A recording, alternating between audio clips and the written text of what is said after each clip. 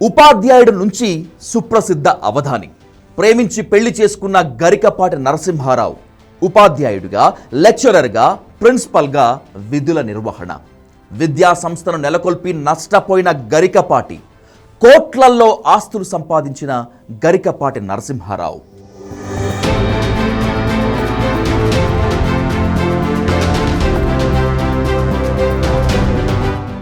గరికపాటి నరసింహారావు సుప్రసిద్ధ అవధాని, తెలుగు రచయిత, మంచి ఉపన్యాసకుడు. తన వాక్చాతుర్యంతో ఎదుటివారిని ఆకర్షించటంలో ముందుంటారు.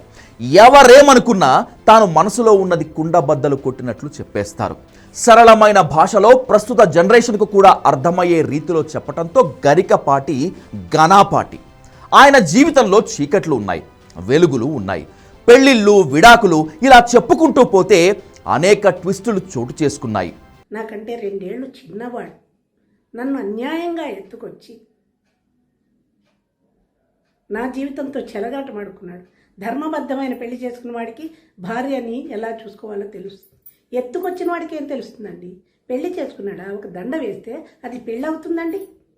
గరికపాటి నరసింహారావు చాలా మందికి అవధానిగా మాత్రమే తెలుసు. అంతకంటే ముందు ఆయన ఉపాధ్యాయుడిగా, లెక్చరర్గా, ప్రిన్సిపల్గా పనిచేశారని ఎంతమందికి తెలుసు అని ప్రశ్నిస్తే 90% మందికి తెలియదు. ఇంత గొప్పగా ప్రజలకు నీతి వాక్యాలు వల్లించే గరికపాటి 2 పెళ్లిళ్ళు చేసుకున్నారంటే ఎవరైనా నమ్ముతారా? అంటే కష్టమే.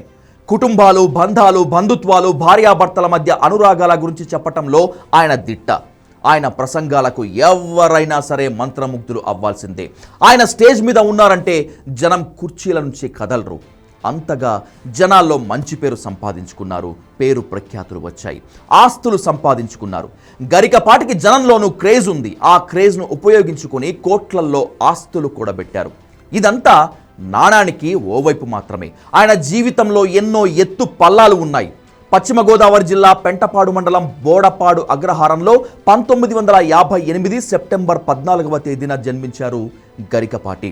వెంకట సూర్యనారాయణ, వెంకట రమణమ్మ తల్లిదండ్రులు.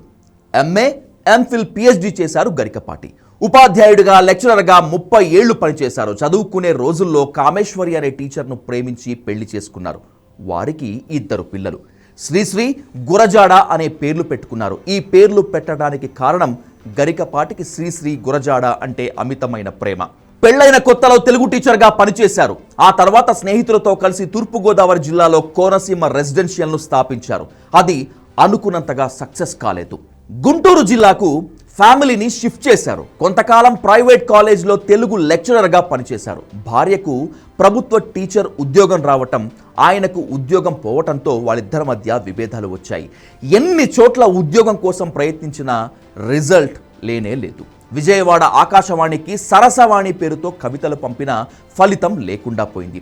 ఆ ఫ్రస్ట్రేషన్ మొత్తం భార్య కామేశ్వరి మీద చూపించడంతో గరికపాటికి విడాకులు ఇచ్చేసి తన దారి తాను చూసుకుంది. అన్నీ భరించేందుకు 25 సంవత్సరం నా పిల్లల కోసం, ప్రాణాధికమైన నా పిల్లల కోసం నేను భరించి నోరు మూసుకుని ఉన్నాను. పిల్లల గురించినటువంటి బాధ్యత లేదు. స్త్రీని గౌరవించడం తెలియదు, ప్రేమించడం తెలియదు. ప్రేమ, గౌరవం ఈ 2 పక్కన పెడితే అక్కడ నా పాత్ర ఏమీ లేదు. పిల్లలు ఆవారాగా తిరుగుతున్నారు. వాళ్ళ భవిష్యత్తును దృష్టిలో పెట్టుకొని ఈ రిలేషన్ వాళ్ళ మీద పడకూడదు, దుష్ప్రభావం పడకూడదు అనే ఉద్దేశంతో నేను ఎలాగో నా జీవితం పోయింది అనుకొని పిల్లల్ని నువ్వే చూసుకోని బాధ్యతను 10-12 ఏళ్ల పిల్లల అంతవరకు నేను పెంచానండి. స్త్రీగా అప్పచెప్పి బయటకు వచ్చేసారు. 2 పిల్లల బాధ్యతను తండ్రికి ఇచ్చేసింది కామేశ్వరి. కామేశ్వరికి దూరమైన గరికపాటికి ఆయన తల్లి సంబంధం చూసి టీచర్గా పనిచేస్తున్న శారదతో వివాహం జరిపించారు. సొంతంగా కాలేజ్, హాస్టల్ మొదలుపెట్టారు. అది కూడా కలిసి రాలేదు. దీంతో చేసేదేమీ లేక ఉద్యోగాలు వెతకడం ప్రారంభించారు. కొంతకాలానికే శ్రీ చైతన్య కాలేజ్లో గరికపాటి నరసింహారావు తెలుగు లెక్చరర్గా ఉద్యోగం తెచ్చుకున్నారు. అదే సమయంలో ప్రిన్సిపల్గా బాధ్యతలు కూడా తీసుకున్నారు. కాలేజ్ నుంచి బయటకు వచ్చి కొన్ని మీడియా సంస్థల్లో ప్రత్యేక కార్యక్రమాలు చేశారు గరికపాటి. కాంట్రవర్సీ కామెంట్లు చేసి వివాదాలు కొని తెచ్చుకున్నాడు. మహిళా సంఘాల ఆగ్రహానికి గురయ్యాడు. ఆ తర్వాత చేసిన కామెంట్లకు క్షమాపణలు చెప్పాడు. హాస్యం పేరుతో మహిళలపై వ్యాఖ్యలు చేసి విమర్శల పాలయ్యారు గరికపాటి. ఓ కార్యక్రమంలో అవధానం చేస్తుండగా మెగాస్టార్ చిరంజీవి వచ్చారు. ఆయనతో సెల్ఫీలు తీసుకునేందుకు పోటీలు పడ్డారు జనం. దీన్ని గరికపాటి నరసింహారావు జీర్ణించుకోలేకపోయారు. ఆగ్రహంతో చిరంజీవి గారు మీరు కూర్చుంటే నేను మాట్లాడతానంటూ వ్యాఖ్యానించారు. అక్కడ మొత్తం ఫోటోల సెక్షన్ ఆగిపోతే నేను మాట్లాడతానండి, లేకపోతే నేను వెళ్ళిపోతాను, నాకేం మొహమాటంలా. అక్కడ ఆపేయాలి.